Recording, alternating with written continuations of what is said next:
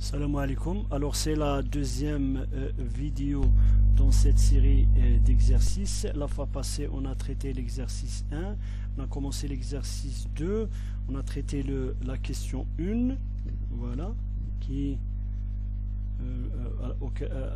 dans laquelle on nous demande de trouver l'augmentation de la pression de l'air dans la roue, et que nous avons trouvé que cette augmentation est égale à 26 kPa.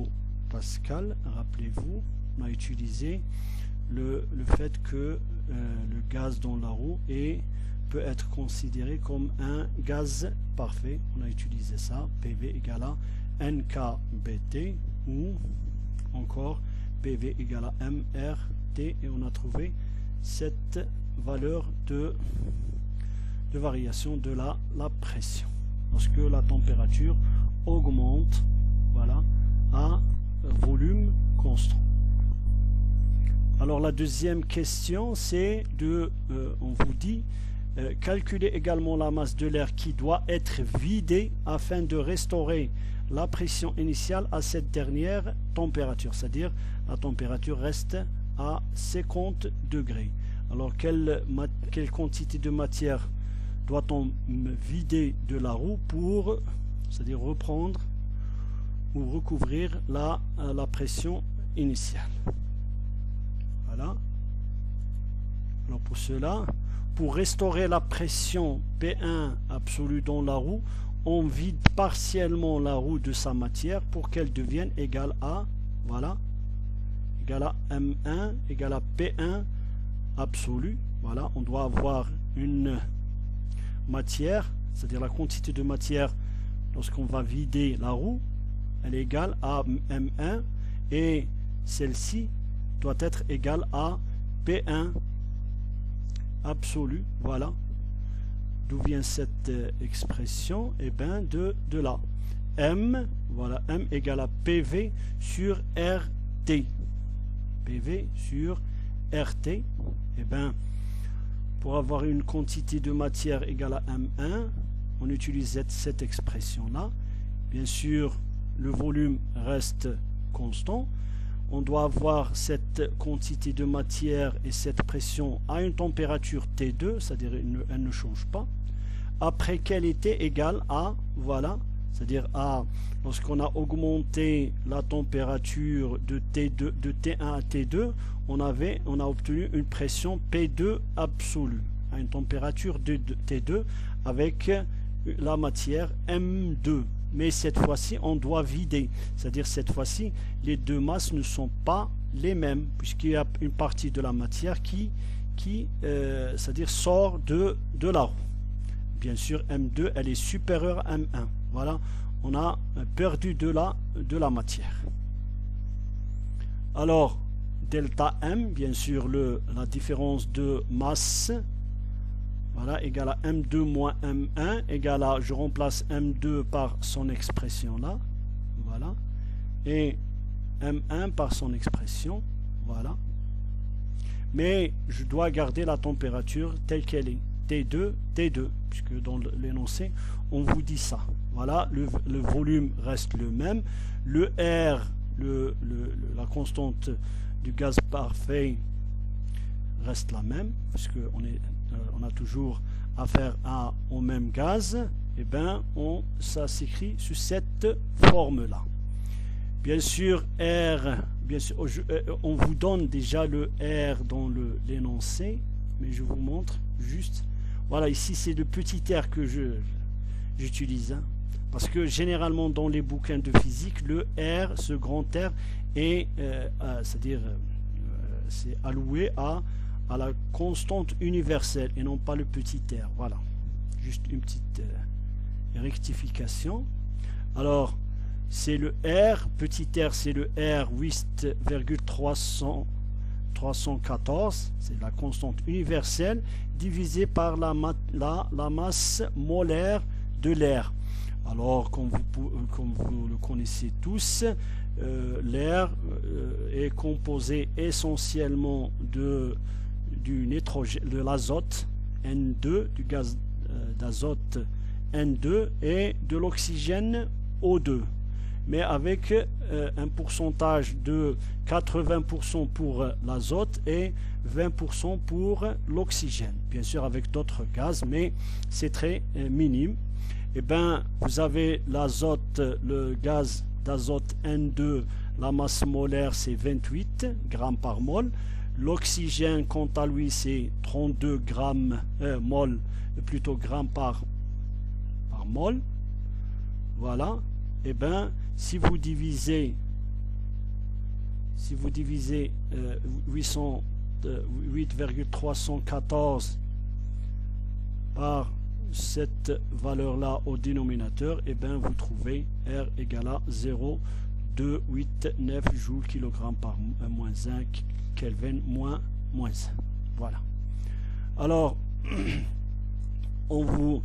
pour calculer le delta M, et bien vous remplacez le V, le volume. Alors on vous dit que le volume est 0,025 mètres cubes. Voilà. Bien sûr, je le divise par 0,289, le petit r. Maintenant, pour la pression absolue 2, c'était 337. T2, c'est toujours 323, c'est 50 plus 273. Voilà, c'est en Kelvin. Moins 311, et bien la pression qu'on a trouvée P1, voilà, et qu'on doit la retrouver, c'est-à-dire au final, divisé par 323, puisque c'est là la même température, et on trouve que la quantité de matière, voilà, qui est, c'est-à-dire évacuée de la roue pour qu'on retrouve la pression initiale, est égale à 6,9 fois 10 puissance moins 3 kg, c'est-à-dire 6,9 grammes. Voilà, c'est la différence, c'est la matière qu'on doit évacuer de la roue pour retrouver la pression initiale. Voilà, c'est tout pour l'exercice 2. Maintenant, on passe à l'exercice 3. Alors l'exercice 3, qu'est-ce qu'on vous dit? Alors, voilà, vous avez un système mécanique piston-cylindre sans frottement contient 10 kg d'eau à 20 degrés Celsius à la pression atmosphérique, c'est-à-dire 1 atmosphère. Une force F extérieure F est appliquée au piston, c'est-à-dire on a un cylindre piston, c'est simple, un schéma. Un piston jusqu'à ce que la pression de l'intérieur du cylindre atteigne 100 atmosphères. En supposant que le module d'élasticité de l'eau ne varie pas lors de la phase de compression, estimez l'énergie nécessaire à la compression isotherme de l'eau. On donne la compressibilité isotherme de l'eau à 20 degrés Celsius qui T, voilà, avec T ici pour isotherme, égale à 4,8 10 puissance moins 5 atmosphère moins 1. Voilà. C'est l'inverse d'une pression. Alors, la résolution, voilà. Alors je donne, avant d'entamer la résolution de cet exercice, je donne un rappel ici. Un volume V d'eau soumis à une pression hydrostatique P se comprime, voilà, il se comprime. Son volume diminue d'une quantité delta V égale à V final moins V initial. Voilà. Voilà, vous pouvez voir sur ce schéma-là, vous avez, c'est-à-dire initialement un volume V, soumis de tous les côtés à une pression, ce qu'on appelle une pression hydrostatique. Elle est de tous les côtés. Et lorsqu'on applique cette pression, eh bien, le volume se comprime, c'est-à-dire le volume c'est-à-dire le volume V diminue d'une valeur delta V. Alors d'une manière générale, on dit une dilatation. Lorsque c'est une dilatation, une augmentation, on dit une dilatation positive. Lorsque c'est une compression, c'est-à-dire le volume diminue, on dit que c'est une dilatation négative. Alors, on définit ce qu'on appelle une dilatation ou compression du volume comme delta égale à la variation du volume, c'est-à-dire le volume final moins le volume initial, divisé par le volume initial. Bien sûr, puisqu'il y a une compression, eh bien, cette quantité doit être négative. Voilà. Maintenant, la dilatation négative est proportionnelle à la pression, parce que c'est à chaque fois qu'on augmente la pression, eh bien, le delta V augmente. La compression s'amplifie. Eh bien, on aura une relation entre la pression appliquée et la dilatation et un coefficient de proportionnalité K qu'on appelle le coefficient de volume. Alors parfois on l'appelle module d'élasticité, mais le module d'élasticité a une autre signification, c'est dans la longueur. Mais ce cas-là, c'est quelque chose qui représente la déformation d'un volume sous l'effet d'une pression hydrostatique. En anglais, on l'appelle bulk modulus. Voilà. Alors pourquoi ce moins-là? C'est parce que si on applique une pression, eh bien, le delta V sera négatif pour avoir une pression positive ou encore pour avoir un coefficient de volume positif. Voilà. Alors pour de très faibles variations de pression, il est possible de passer à la forme mathématique ci-dessus. Voilà. dP, c'est-à-dire la variation du volume à partir d'un volume initial est due à quoi? Est due à une variation dans la pression. À chaque fois qu'on augmente la pression sur le volume, celui-ci augmente. Voilà. D'où la dV sur V. Alors rappelez-vous, dV c'est la variation de volume. V c'est le volume initial. Égale moins 1 sur K dP. Voilà. C'est une relation très importante puisqu'elle relie la variation du volume à la variation de la pression hydrostatique appliquée de tous les côtés sur le volume. Alors en considérant K constant, puisque c'est donné dans l'énoncé, voilà, en supposant que le module d'élasticité de l'eau ne varie pas lors de la phase de compression, voilà, et bien puisque le K est constant, et bien on peut le faire sortir de l'intégrale. Bien sûr, ici je fais l'intégration entre V0 et un volume donné. C'est pour ça que j'ai changé le V en V'. Voilà.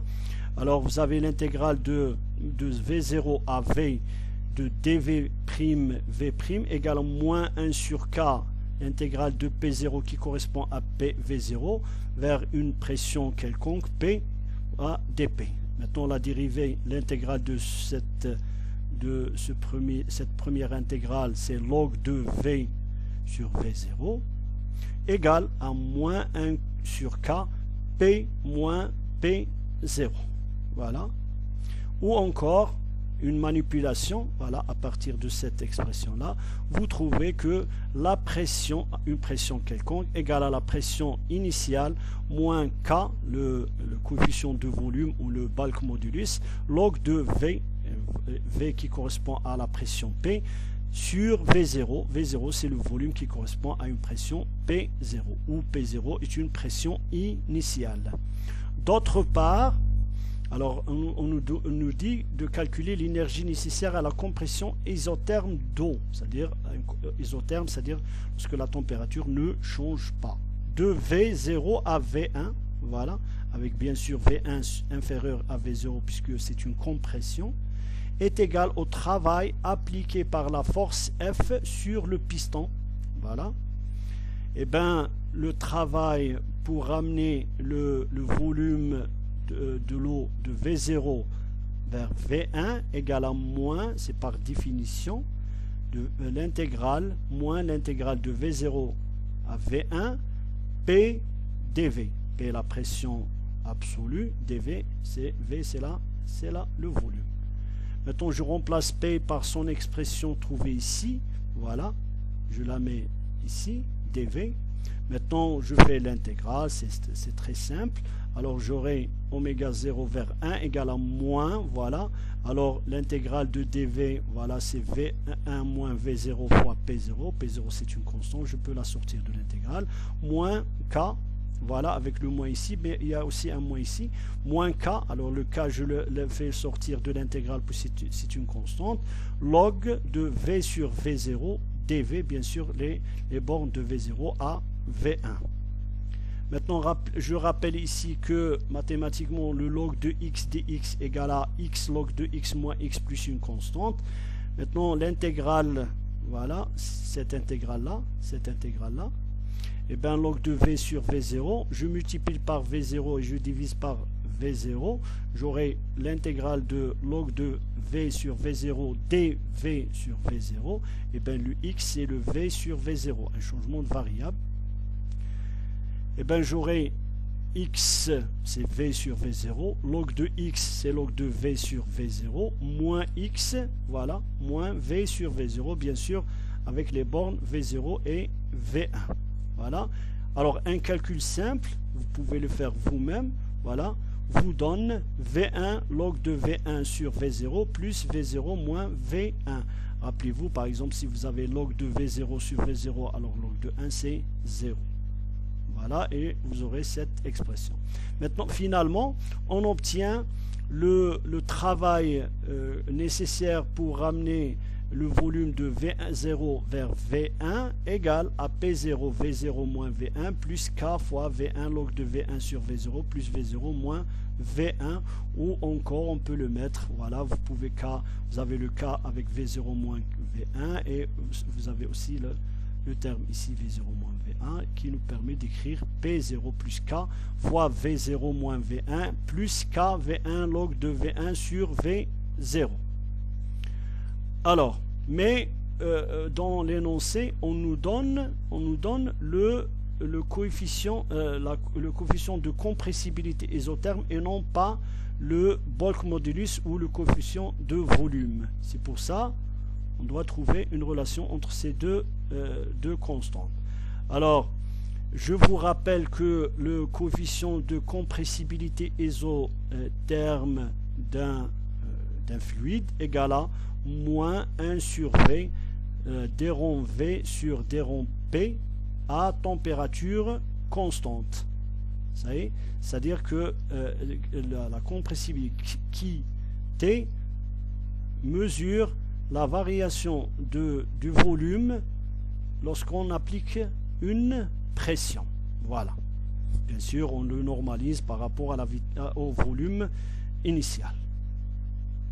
Alors, pour un coefficient de compressibilité constant, il est possible de réécrire, c'est-à-dire au lieu de l'écrire sous forme mathématique, on va l'écrire sous forme de variation à grande échelle. Voilà. Alors, qui T égale à moins 1 sur V0, c'est V0 c'est le volume initial, delta V c'est la variation de volume entre V0 et V1, et la pression, delta P c'est la pression correspondante. La pression correspondante, c'est-à-dire P0, P1 moins P0. Voilà. Mais on sait aussi que, voilà, que dV sur V égale à moins 1 sur K dP. Voilà, je peux, voilà. On a trouvé ça, déjà trouvé ça. Cette expression-là qui nous a permis de faire ces intégrales, et bien, vous avez dV sur V égale à moins 1 sur K dP. Alors, toujours pour un coefficient de volume ou un bulk modulus constant, on peut passer de la formule mathématique vers la formule où on introduit des variations qui ne sont pas infinitésimales. Alors delta V sur V0 égale à moins 1 sur K delta P, où K est une constante, c'est le même cas. Alors de ces deux équations ci-dessus, on obtient, voilà, vous avez delta V sur V0 et ben je le remplace ici par moins 1 sur K delta P. Voilà ce que je viens de faire ici. Moins 1 sur delta P. Voilà. Moins 1 sur delta P. Et delta V sur V0, je le remplace. Moins 1 sur K delta P. Égal, alors le delta P et le delta P sautent. Le moins avec le moins égale à plus. On aura le qui, c'est-à-dire qui T, c'est-à-dire le coefficient de compressibilité isotherme égale, ce n'est autre que l'inverse du coefficient de volume ou du bulk modulus. Ce qui nous donne K égale à 1 sur qui T. Voilà. C'est un résultat très important puisque on nous donne la valeur de qui T. Voilà. Alors, pour calculer la valeur de V1, parce qu'on a besoin ici, dans l'expression du travail, on a, bien sûr, on a besoin de la valeur de K. On vient de trouver une relation qui le relie avec le coefficient de compressibilité isotherme. V0, on doit le calculer. V1 aussi, on doit le calculer. Voilà. Alors, vous avez... Pour calculer la valeur de V1, on utilise la relation, voilà, qui T, la compressibilité, égale à moins 1 sur V0, voilà, c'est cette expression que je vais utiliser, delta V sur delta P, alors c'est égal à moins 1 sur V0, alors delta V c'est la variation entre deux états, volume V1 moins V0, divisé par la pression qui correspond à V1 moins la pression P0 qui correspond à V0. Maintenant, une manipulation algébrique simple vous donne V1 égale à V0 fois 1 moins qui T P, pardon, P1 moins P0 avec V0. Rappelez-vous, on vous donne la masse de l'eau égale à 10 kg. Voilà, 10 kg, c'est pour ça que je divise 10 par la masse volumique de l'eau dans ces conditions, c'est 10 puissance 3 kg par mètre cube. Et bien, on se retrouve avec 10 puissance moins 2 mètres cubes. Voilà. Alors V1, je remplace ici les valeurs V0, je remplace qui, voilà, c'est 4,80 fois 10 puissance moins 5. Alors il faut faire attention, ici c'est atmosphère moins 1, ici c'est atmosphère parce que le P1 c'est 100 atmosphères, alors voilà, c'est P2 jusqu'à ce que la pression à l'intérieur du cylindre atteigne 100 atmosphères. Voilà. Alors je remplace P1 par 100, P0 c'est 1 atmosphère 1 et tout calcul fait, j'obtiens, voilà, 9,952 10 puissance moins 3 mètres cubes, alors que V0 était 10 puissance moins 2. Alors il y a une diminution, c'est-à-dire il y a une compression ou une contraction. Voilà, V1.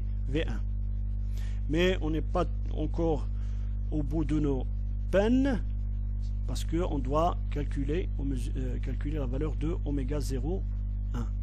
Alors remplaçons K par 1 sur qui T, voilà, c'est ce qu'on vient de trouver. Voilà, il y avait ici le K, alors P0 plus 1 sur qui T fois V0 moins V1. Voilà, vous avez l'expression de V0 moins V1 plus V1 sur qui T, log de V1 sur V0. Voilà, c'est l'expression de l'énergie nécessaire pour ramener le volume V1 le volume de V1 de V0 vers V1. Alors une application numérique donne, je remplace. Voilà, ici c'est en atmosphère puisque le qui on vous donne en atmosphère. Je remplace la valeur de P0, je remplace la valeur de qui T, je remplace la valeur de V0, V1 et j'aurai, voilà, cette expression là. Alors tout calcul fait, je trouve 49,6 10 puissance moins 3 atmosphère fois mètre cube. Il faut faire attention. Voilà. Maintenant, pour exprimer cette valeur en joules, je dois faire la conversion entre atmosphère et Pascal. Maintenant, je multiplie, voilà, cette valeur. Alors ici, je fais une...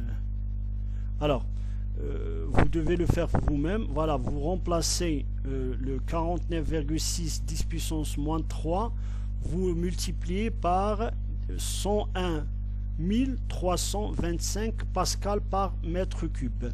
Alors évidemment, c'est pas le bon résultat, mais vous pouvez le faire vous-même et trouver le travail en joules.